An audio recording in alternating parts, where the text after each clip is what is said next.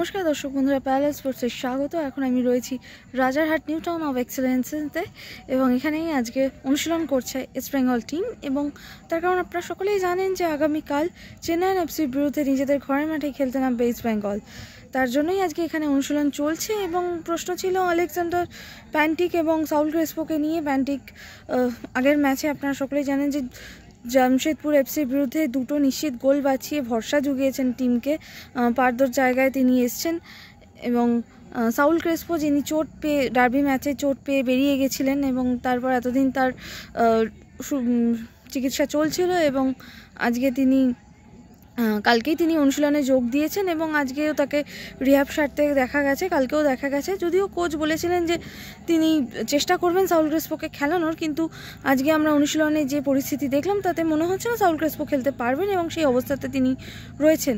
তবে হ্যাঁ, অবশ্যই প্যান্টিককে নিয়েও কিন্তু এখন সংশয় উঠে গেছে। এটা হচ্ছে সবচেয়ে বড় প্রশ্ন এখন, যে প্যান্টিক খেলবেন কি খেলবেন না। তার কারণ আমরা অনুশীলনে আজকে প্রথম কিছু মুহূর্ত আমরা প্যান্টিককে দেখেছি অনুশীলন করতে টিমের সাথে এবং বহাল তবিয়াতে ছুটিয়ে অনুশীলন করছিলেন তিনি।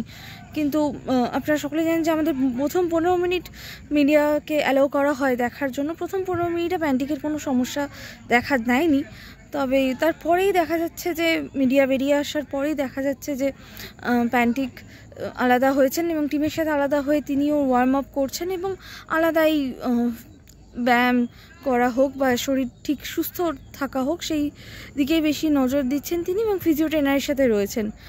তবে কি তার চোট আছে এখন, এটাই প্রশ্ন। যদিও সেই বিষয়ে এখনও নিশ্চিতভাবে কিছু বলা যাচ্ছে না, কারণ প্রথম 15 মিনিট আমরা ওনাকে ছুটিয়ে অনুশীলন করতেই দেখেছি। তবে কিছুটা সমস্যা মনে হচ্ছে রয়েছে, তবে সেটা পুরোটাই মনে হয় এরপর দেখা যাক তিনি কালকে কতক্ষণ খেলতে পারেন। আদৌ কোচ তাকে নিয়ে কি সিদ্ধান্ত নেবেন সেটা তো সময় বলবে।